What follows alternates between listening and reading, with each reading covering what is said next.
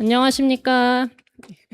수세에서 프린시플 필드 프로덕트 매니저로 근무하고 있는 허지원이라고 합니다. 제가 담당하는 제품은 수세 엣지와 수세 통신 클라우드고요. 저희가 올해 2월에 그 로센트라는 회사를 이제 인수 합병하면서 엣지 포트폴리오를 좀 다변화를 했습니다. 그래서 먼저 수세 엣지에 대해 간단하게 설명드리자면, 수세 이제 한 92년부터 30년 이상 이제 리눅스 업계에 있었고요. 저희가 사실 여태까지 엔터프라이즈 리눅스를 공급하는 업체 중에서는 제일 먼저 시작하고 제일 오래된 회사입니다. 그렇게 이제 중요한 OS가 있고, 그 다음에 K3S라는 세계에서 제일 많은 사랑을 받는 경량화 쿠버네티스를 또 저희가 공급을 하고 있는데, 뭐 무료로 오픈소스로 쓰시는 분들도 많고요. 그래서 그 두 개가 같이 시너지로 좋은 효과를 내는 곳이 바로 엣지여서 저 그 두 개와 다른 프로덕트들을 결합을 해서 저희가 수세 엣지라는 제품을 공급을 하고 있고요. 이번에 또 로센트 애쿼지션을 통해서 이제 어떤 새로운 솔루션을 오퍼하게 되는지 좀 설명을 드리고자 합니다. 네, 오늘 준비한 내용은 간단하게 시장 동향 짚고요. 그 다음에 로센트 혹은 수세 인더스트리얼 엣지 어떤 것인지, 그 다음에 저희 실제로 고객분들께서 어떻게 사용하고 있는지 설명을 드리고자 하고요. 그 다음에 간단하게 아키텍처 짚고, 그 다음에 주요 기능들 설명드리고 차별점 말씀드리도록 하겠습니다.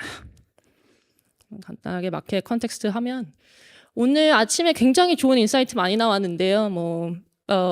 에이전틱 AI, 그 다음에 데이터 소버레니티, 그런 정말 좋은 얘기들 많았는데, 사실 고객분들 만나보면 굉장히 그 현실적인 챌린지를 많이 말씀을 하세요. 그리고 오늘 이제 철동단에서도 말씀해 주셨는데, 아까 지금 현재 구성하고 있는 시스템에 사실 유닉스 많다고 하셨잖아요. 그리고 제가 사실 지난주에 미팅한 고객분들도 영국에 있는 뱅킹 고객이셨는데, 요새 컨테이너라이제이션, 그 다음에 쿠버네티스 나온 지 정말 오래됐지만, 아직도 이제 비즈니스 크리티컬한 어플리케이션은 컨테이너라이제이션 안 됐다고 말씀을 하셨어요. 그래서 디지타이제이션 옛날부터 나왔고, 빅데이터, AX, AI로 어떻게 넘어가는지 정말 중요한 얘기들 많지만, 사실 실제로는 많은 데이터들과 팀이 사일로 되어 있고, 그 다음에 OT와 IoT도 여전히 단절되어 있는 그런 현실적인 어려움에 우리가 직면을 하고 있습니다. 첫 번째를 보시면, 더 매니팩처러라는 곳에서 IoT와 OT를 실제로 통합한 제조기업의 비율이 23%밖에 안 된다고 해요. 그리고 이제 70%의 제조기업이 POC만 하는, 혹은 파일럿만 계속 하다가 실제 프로덕션으로 넘어가지 못하는 파일럿 연옥에 갇혀 있다고 하고요. 근데 그럼에도 불구하고 IT와 OT 통합에 성공을 하시면 최대 50%까지 다운타임을 감소하실 수 있다는 그런 연구 결과가 있습니다. 근데 하지만 실제로는 특히 매니팩처링에서는 이제 50년 되게 오래된 이제 프로토콜을 사용하시는 이제 OT 장비들이 많아서, 그런 이제 고객분들을 만나보면 쿠버네티스 좋고 컨테이너 좋은데 우리가 갖고 있는 장비는 여전히 되게 오래된 겁니다라는 말씀을 많이 하시고, 그 다음에 이제 오른쪽에 보시면 현장 데이터가 실제로 디시전 메이킹을 하시는데 사용되지 않고 현장에만 갇혀 있어서 중요한 비즈니스 디시전을 내리실 때 이 데이터를 실시간으로 사용하실 수 없는 문제가 있고요. 이건 비단 매니팩처링에만 해당되는 내용은 아니겠죠. 그리고 이제 마지막으로 보시면 IT 팀과 그 다음에 이제 실제 팩토리 플로어를 운영하시는 OT 팀과 서로 다른 프라이어티가 있기 때문에 이제 같은 회사 안에서도 충돌하는 경우가 많다고 말씀을 하십니다. 그래서 실제로 엔터프라이즈 IoT를 구축을 하실 때 여러 가지 과제가 있을 텐데 챌린지도 있을 거고, 사실 엔터프라이즈 IoT뿐만 아니라 엣지 컴퓨팅에 똑같이 어플라이 되는 문제이고, AI를 구축하실 때 똑같이 어플라이 되는 문제라고 생각합니다. 많이들 말씀하시는 게 팀원 수는 제한적이고 버짓도 제한인데 GPU도 잘 없고, 그다음에 이 수백만 개의 디바이스를 연결해서 데이터를 실시간으로 끊어내서 여기서 유의미한 비즈니스 디시전을 만드는 데 도움을 줘야 하는데, 그런 이제 ROI를 구축해야 되는 챌린지가 있고요. 그 다음에 아침에 RDC 프레젠테이션에서 말씀해 주셨는데, 타임 투 마켓, 최소한 내가 갖고 있는 것을 사용해서 서비스나 이제 제품을 구축해서 이제 마켓에 빨리 배포를 해야 되는데, 그걸 어떻게 빠르게 마켓에 배포를 할 것인지, 그리고 마지막으로 초반 인베스트먼트와 나중에 오퍼레이셔널 코스트까지 고려해서 TCO가 낮은 식으로 이제 솔루션을 개발을 해야 되겠습니다. 그래서 아침에도 이제 엣지 AI 이야기가 많이 나왔는데요. 그래서 사실 명확하게 엣지를 디파인한 적은 저희가 없었던 것 같아요. 궁금하실 것도 같고. 그래서 사실 엣지가 종류가 정말 많습니다. 집에서 집에서 뭐 청소기라던가 아니면 뭐 에어컨이라던가 이런 한 홈 IoT도 있을 수 있고요. 그 다음에 청도공단에서 말씀하시는 뭐 그런 트레인 돌아다니는 것도 움직이는 엣지일 수 있고요. 그 다음에 뭐 롯데리아 뒤에 있는 이제 미니 서버들도 사실 어떻게 보면 엣지 컴퓨팅입니다. 그리고 제일 익스트림한 케이스는 저희 고객분 중에 미국 고객분 중에 K3S 경량 쿠버네티스를 실제로 위성에다가 올려서 쏘아 올리신 분이 있습니다. 근데 거기서 엣지의 특성이 굉장히 극명하게 드러나는데 이 위성을 한번 쏘아 올리면 나중에 이제 다 수명을 다해서 떨어질 때까지 하드웨어가 제한적이에요. 그리고 이제 거기 뭐 그렇다고 나 하드웨어가 모자라니까 거기다가 뭐 CPU나 램 더 붙여야 돼. 그런 게 원칙적으로 불가능하잖아요. 그래서 이건 익스트림한 케이스긴 하지만 엣지의 캐릭터리스틱을 굉장히 잘 보여주는 사례로 할 수 있는데요. 어쨌든 저희가 그래서 엣지가 뭐냐라고 하면 수세에서 정의하는 엣지는 두 개만 아니면 됩니다. 첫 번째는 퍼블릭 클라우드, 하이퍼스케일러는 안 되고, 그 다음에 두 번째는 대규모 데이터 센터. 그래서 이 두 개가 아닌 경우에는 다 엣지로 치부할 수 있다라는 게 저희가 그렇게 넓게 데피니션을 가져가는 거고요. 수세에서는 엣지를 세 가지로 이제 분류를 하고 있습니다. 제가 아까 말씀드렸던 뭐 리테일이라던가 트레인이라던가 아니면 뭐 위성이라던가 하는 대부분의 엣지 케이스가 중간에 있는 파 엣지에 해당하고요. 그 다음에 앞에 있는 니어 엣지와의 차이는 뭐냐 그러면 니어 통신 쪽 같은 경우는 조금 더 이제 엣지의 액세스 포인트 전에 뭐 숫자가 뭐 몇십 개에서 몇백 개 정도 되는 그런 서버들이 있고 그 다음에 풋프린트가 조금 더 큽니다. 뭐 이분들은 라즈베리 파이 이런 걸로 디플로이 하시는 게 아니라 뭐 몇 대 서버일 수도 있고 아니면 한 렉 통째로일 수도 있고 그래서 텔레커뮤니케이션은 니어 엣지는 텔레커뮤니케이션에 해당한다라고 보시면 되겠고 그다음에 제일 마지막에 있는 그럼 타이니 엣지는 뭐냐 그리고 이거는 파 엣지랑 어떻게 다른가 하면 파 엣지는 뭐 몇백 개에서 몇천 개 정도 된다고 하면 IoT 특히 인더스트리얼에서는 이 센서들의 숫자가 뭐 몇천 개를 넘어서 밀리언에 달하기 때문에 그리고 이제 엣지에서 굉장히 중요한 부분이죠. 이 센서들에서 나오는 데이터를 엣지 안에서 어떻게 효율적으로 이제 컬렉트하고 여기서 데이터를 애널라이즈하고 그래서 최대한 그 데이터들이 뭐 필요한 것만 이제 센트럴라이즈 사이트에 갈 수 있고 로컬에서 해결할 수 있도록 하는 그런 과제가 있는데 타이니 엣지에서는 리눅스 같은 거를 구동을 할 수가 없고 센서 같은 것이라 파 엣지에서는 이제 리눅스나 뭐 쿠버네티스를 구동하는 게 가능하다 그런 식으로 디스팅한다고 보시면 되겠습니다. 그래서 사실 수세에서는 저희가 이제 OS랑 쿠버네티스라는 회사이기 때문에 파 엣지에는 이 수세 엣지를 오퍼링을 했고 니어 엣지는 이 수세 엣지라는 거를 그러니까 통신 쪽에 맞춰서 튜닝을 해가지고 수세 통신 클라우드라는 걸 저희가 제공을 하고요. 근데 이제 마지막으로 저 타이니 엣지에 실제로 IT 솔루션은 공급을 하지만 OT에는 이제 와닿지 않았기 때문에 타이니 엣지 쪽에는 이제 커버하는 제품이 없었습니다. 근데 이번에 로센트를 올해 2월에 어콰이어하면서 이제 좀 포트폴리오를 다변화했고요. 로센트는 이제 2015년에 미국 오하이오에서 설립된 회사이고, 그 다음에 IoT라는 단어가 사실 유명하기 전부터 이제 뭐 10년 이상 IoT 아니면 그쪽 매니팩처링에 근무하셨던 분들이 이제 설립을 한 회사고요.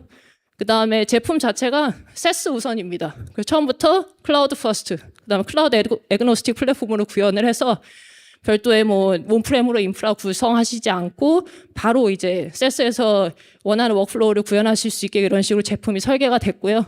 아까 말씀드렸던 OT와 IT를 연결할 수 있는 그런 것을 중점을 두고 이제 제품이 구성이 되었고, 그 다음에 가트너의 인더스트리얼 IoT 매직 쿼드런트에 실제로 로센트가 리스트가 되어 있습니다. 그래서 가트너에서 인정을 받은 이제 작은 회사지만 그런 제품이라고 할 수 있고요. 그래서 로센트 같은 경우는 현재 이제 60만 개 이상의 디바이스가 연결되어 있고 매월 2빌리언, 그러니까 20억 대는 메시지를 처리를 하고 있습니다.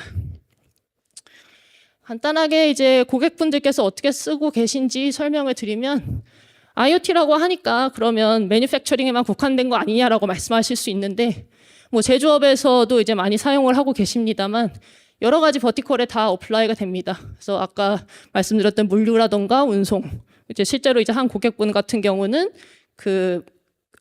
약품을 이제 운송을 해야 되는데 이 경우 이제 특정 온도가 맞춰져야 되고 그 다음에 충격이 없어야 되고 이런 거기 때문에 뭐 실제로 현재 위치라던가 그 다음에 차량 상태를 모니터링하고 그런 식으로 이제 저희가 대시보드를 구성을 했고요.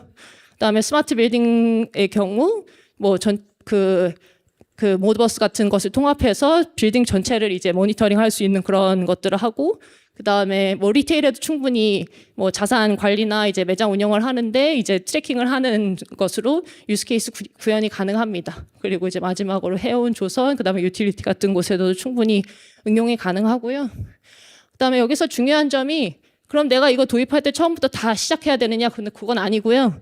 그 전에 이제 그 구성하셨던 이제 뭐 고객분들의 레퍼런스 아키텍처 바탕으로, 그 다음에 아니면 이제 그 전에 컨피규어했던 디바이스 같은 것들을 사용해서 저희가 레퍼런스 아키텍처와 그 다음에 바로 사용 가능하신 어플리케이션 템플릿을 제공을 해드리고 있습니다. 그래서 그것들을 사용하셔서 이미 있는 것을 충분히 레버리지 하시고 거기서 커스터마이저를 하실 수가 있습니다. 실제로 여기는 이제 로센트를 사용하시는 고객분들이고요. 첫 번째 유스 케이스는 장비 모니터링 하는 겁니다. 제일 첫 번째 나온 회사는 브라질의 최대 전기 모터 그리고 산업 자동화 장비를 제조하는 곳이고, 이분들이 실제로 그 장비들을 이제 납품하실 때 로센트 같이 붙여서 이 장비들이 공장 바닥에 있는, 그러니까 공장에 고정되어 있는 이 장비들을 뭐 온도, 진동, 압력, 회전수 이런 것들을 실시간으로 모니터링할 수가 있고요. 그 다음에 두 번째 이제 산업용 장비 제조사는 뭐 그 골드마인에 들어가는 펌프라던가 이런 것들을 이제 납품하시는 곳에서 이제 이 IoT 솔루션을 같이 해서 하시고, 그 다음에 아까 말씀드렸던 이제 그 자산 추적하는 경우도 가능하고, 그 다음에 뭐 일부 네 번째는 이제 스마트 환경이라 그래서 환경 전체를 다 모니터링하는 그런 유스 케이스가 가능하고요. 리테일, 그리고 마지막으로 스마트 빌딩, 이런 다양한 이제 유스 케이스로 이제 여러 고객분들이 함께 빌드를 해주셨습니다. 이 유스 케이스를 약간 들어가면 사실 아이디어는 그 프로블럼은 굉장히 심플합니다. 호주는 이제 땅이 넓으니까 다 이제 뭐 운전을 해서 갈 수 있는 거리가 아니고 뭐 날아가거나 해야 되는데, NP라는 회사, 그러니까 이 회사가 호주의 금광들의 사전업용 수중 펌프를 납품하는 회사예요. 근데 수중 펌프를 이 금광들에 납품을 하고 나서 실제로 이제 메인터너스를 할 때 이제 엔지니어들을 항상 이제 비행기 태워가지고 거기에 보내서 중간중간에 메인터너스를 했었던 거죠. 그래서 이제 아무래도 땅덩이가 크다 보니까 비용과 시간 낭비가 상당히 많아서 이후에 이제 로센트 수세 인더스트리 엣지를 도입하시고 이제 모드버스 프로토콜로 이제 컨피규어 하셔서 요 그 센서 데이터들을 셀룰러 네트워크로 이제 로센트에 이제 센트럴라이즈를 하셔서 이제 엔지니어가 매번 금광에 플라이할 필요가 없이 사무실에서 이제 리모트로 수천 개의 센서 데이터를 실시간으로 확인하고, 그 다음에 메인터너스가 필요하다고 확인되면 이제 그 다음 액션에 넘기는 그런 식으로 그 비용과 시간을 이제 획기적으로 절감을 하셨습니다.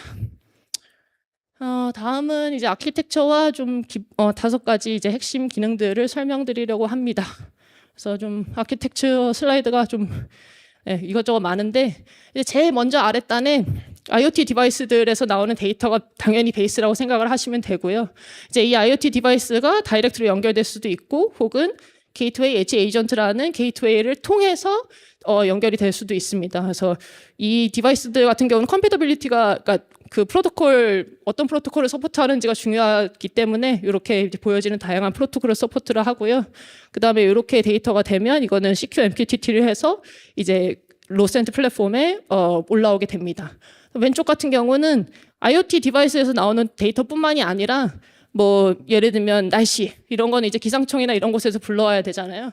그래서 그런 거 같은 경우는 웹훅, 그래서 거기서 이제 웹훅을 통해서 해오거나 아니면 로센트가 폴링, 매번 이제 체크를 해서 데이터를 가져오는 이제 서드 파티 데이터를 그런 식으로 가져올 수가 있고, 그다음 위쪽에 보시면 이제 익숙한 이름들 많이 보이실 텐데 퍼스트 클래스 인테그레이션이라고 해서, 이제 퍼스트 클래스가 뭐냐 그러면 이제 이 로센트가 이런 AWS 뭐 S3라던가 스노우플레이크라던가 뭐 세일즈포스 이런 인테그레이션을 나중에 만든 게 아니라 이것들과 인테그레이트 될 거를 처음부터 이제 고려를 해서 만들었다는 뜻입니다. 그래서 예를 들어서 뭐 데이터를 받으신 다음에 AWS S3 사용하시면 거기다가 저장을 할 수도 있고, 아니면 실제로 이제 장비에 문제가 생겼을 때 매뉴얼하게 할 필요 없이 세일즈포스의 서포트 케이스가 바로 생기게 할 수도 있고, 뭐 그런 식으로 뭐 서드파티 SaaS 플랫폼들과 연동이 가능합니다.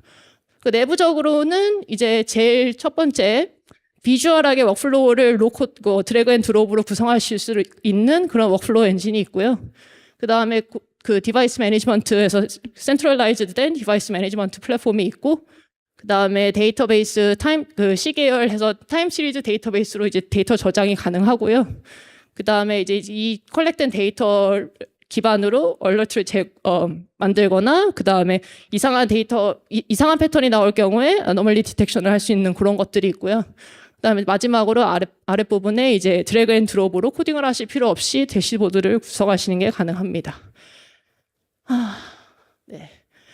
첫 번째는 이제 아까 간략하게 말씀드린 디바이스 관리고요. 일단 중앙 센트럴라이즈된 로센트 플랫폼에서 디바이스를 애드하고 그 관리하시는 게 가능하고, 이렇게 디지털 트윈 구축이 가능합니다. 그래서 아래 보이시는 스크린샷 같은 경우는 이미 로센트에 커넥티드 된 디바이스가 많기 때문에 디바이스 레시피라고 해서 이미 검증된 디바이스들 같은 경우는 템플릿이 존재합니다. 그래서 이런 디바이스들을 갖고 계신 경우에는 템플릿을 사용하셔서 바로 디바이스를 애드하시는 게 가능하고요. 그 경우에 이제 뭐 기본 초기 값, 그 다음에 워크플로우 이런 것들을 다 컨피규어 하실 필요 없이 자동으로 올라오고, 그 다음에 그 외에도 이제 뭐 직접 쓰시는 디바이스가 있는데 그게 종류가 많다. 그러면은 직접 디바이스 템플릿을 구성하셔서 계속 리유즈를 하실 수가 있습니다. 그리고 이제 보안 문제도 있는데요. 이제 제가 이 엣지 UI를 시작하고 나서 들었던 좀 흥미로운 피드백 중에 뭐였냐면, 그 배 안에다가 수세 엣지를 구축하신 경우였어요. 근데 이분들이 이제 그 위에는 이제 배 뭐 트래킹하거나 이런 소프트웨어들이 올라가는 경우였는데, 그때 어떤 보안 문제가 있다고 말씀을 하셨냐면, 실제로 이제 그 배에 승선하시는 분들께서 이 제품을 자꾸 뜯어서 원하지 않은 방향으로 이제 커스터마이즈를 하려고 하신다는 거예요. 근데 이걸 실제로 오퍼하시는 분들께서는 이게 어떻게 보면 시큐리티 위협이다라고 생각을 하시는 거죠. 왜냐하면 우리가 공급한 제품을 원하지 않은 방향으로 이제 엔드 유저가 쓰시려고 하는 거니까. 그런 케이스도 있는데, 뭐 예를 들어서 그런 케이스는 아니겠지만 어쨌든 이 디바이스들이 다 리모트로 있기 때문에 뭐 그런 피지컬한 보안 위협이 있을 수도 있고, 아니면 문제가 생겨서 떼어내야 될 수도 있고, 뭐 그런 경우가 있을 겁니다. 그래서 그럴 때는 이제 바로 리모트로 액세스를 이제 취소할 수 있는 그런 것들이 가능하고요. 다음은 이제 아까 간략하게 설명드렸던 게이트웨이 엣지 에이전트입니다. 그래서 이 경우는 이제 저희가 공급하는 하드웨어를 따로 사셔라 이런 뜻이 아니라 굉장히 간단하게 다커 컨테이너로 구성이 되어 있습니다. 그래서 원칙적으로는 리눅스에 그냥 다커 컨테이너를 올리시면 되고, 그래서 하드웨어 그 종류가 다양합니다. 뭐 간단하게 라즈베리 파이부터 아니면 뭐 어드벤텍 뭐 서버 같은, 아니면 일반 서버를 가지고 계시면 거기다 이제 구성을 하셔도 되고, 실제로 쓰시고 있는 하드웨어를 리유즈 하시는 게 가능하시고요. 그래서 이제 뭐 그 퍼실리티에서 공장 혹은 이제 갖고 있는 사이트에다가 이 엣지 컴퓨터를 사용하셔서 게이트웨이 엣지 에이전트를 구성하셔서 이제 그 공장에 있는 PLC들과 연결하시는 게 가능하고, 그 다음에 아니면 디바이스들이 다이렉트로 가능한 경우 로센트에 붙을 수도 있습니다. 세 번째는 이제 워크플로우 엔진입니다. 제가 어떻게 보면 제 기준으로 이제 가장 파워풀한 기능이 아닐까 생각을 하는데요. 이제 아무래도 이제 각 산업에 계신 분들 중에 도메인 엑스퍼트는 많으시겠지만 IT에 퍼밀리어하지 않으실 수도 있고, 그래서 이런 로코드 플랫폼이 그런 경우에 상당히 도움이 된다고 생각합니다. 그래서 뭐 디바이스를 애드하시고 거기에 맞게 이제 분기를 만드셔서 뭐 오른쪽에 보시면 뭐 그 충격이 세게 있었느냐, 그러면 이제 그런 경우에 어떻게 행동을 할지 이런 식으로 이제 굉장히 인투이티브하게 워크플로우 구성이 가능하고요. 별도의 그 트레이닝이나 이런 거 필요 없이. 그 다음에 요 왼쪽에 보시면 서포트되는 뭐 트리거라던가 그 다음에 노드라던가 이제 이런 박스들이 종류가 굉장히 많습니다. 뭐 AWS, 구글 클라우드, 뭐 세일즈포스 뭐 이런 것들부터 다양하게 이제 뭐 드래그 앤 드롭으로 선택이 가능하시니까, 그 다음에 뭐 스레시홀드를 기반으로 해서 얼러트를 만들 수도 있고요. SMS 혹은 이메일 아니면 슬랙 알람이 가게 컨피규어를 할 수 있고, 그 다음에 아까 그 게이트웨이 엣지 에이전트에서 이제 이 워크플로우가 로컬로 돌아가게 할 수도 있습니다. 그래서 엣지에서 말씀하시는 엣지 구동하시는 분들 중에 말씀하시는 챌린지 중에 하나가 네트워크 연결이 항상 개런티가 되어 있지 않다는 건데, 그런 경우에 이제 항상 이제 이 사스 플랫폼에 커넥티드 되어 있지 않은 경우도 있을 수 있기 때문에 로컬에서 필요한 워크플로우는 로컬에서 알아서 처리하도록, 대신에 복잡한 분석은 클라우드에서 이제 처리하는 방식으로 그런 식으로 나눠서 컨피규어를 하실 수 있고요.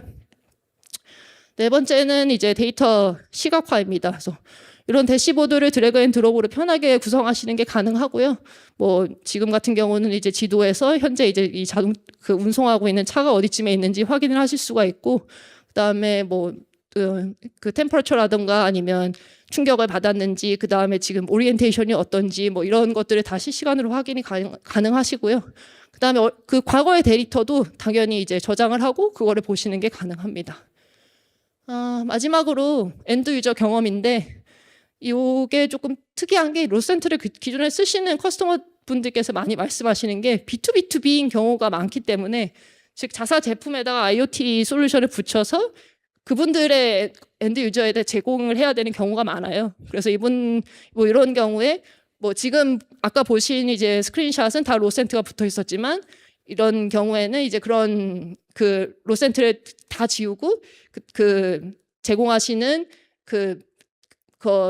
커스터머 브랜딩을 다 해서 유저 인터페이스를 구성을 하는 게 가능하고요. 그다음에 당연히 이제 롤 베이스 액세스 컨트롤가 가능하고, 그다음에 이제 여러 가지 엔드 커스터머가 많을 거기 때문에 멀티 테넌시도 제공을 하고 있습니다. 그렇게 케이퍼빌리티를 설명을 드렸고, 마지막으로 이제 로센트로 이제 아까 말씀드렸듯이 faster time to market, 로코드랑 사용하기 쉬운 플랫폼으로 디바이스 애드하시고 워크플로우 컨피규어 하시고 뭐 대시보드를 편하게 확인하시고 함으로써 시장에 빠르게 출시를 하시고, 그다음에 실제로 이제 온프렘으로 구성을 하는 대신에 로센트를 도입하셔서 TCO를 낮게 좀 구현을 하시는 게 가능하고, 배포 옵션도 이제 다양하게 가능합니다. 그리고 마지막으로 B2B2B나 원하시는 경우 멀티 테넌트로 애플리케이션 구현이 가능하니까 이런 점들을 참고하셔서 로센트를 고려를 해주시면 좋겠습니다. 마지막 슬라이드인데요. 그래서 사실 수세가 좀 수세 집착이라고 할까요? 그게 이제 오픈 소스입니다. 그래서 모두 다 열려 있어야 되고 누구나 쓸 수 있어야 되고 이런 것들인데, 어쩌면 거기에 약간 입각한 게 아닌가 싶은데, 로센트 같은 경우는 이제 뭐 굳이 페이하지 않으셔도 무료 샌드박스를 이제 무료로 제공을 하고 있어서 이 QR 코드를 스캔하시면 누구든 이제 가입을 하셔서 이제 뭐 IoT 서비스를 빌딩을 해보실 수도 있고요. 저도 이제 집에 있는 간단한 것들로 잠깐 빌드를 해봤고, 뭐 신용카드 뭐 입력하라거나 이런 것들 전혀 없습니다. 그래서 관심 있으신 분들은 한번 트라이 해보시면 좋을 것 같습니다. 발표는 여기까지 하겠습니다. 감사합니다.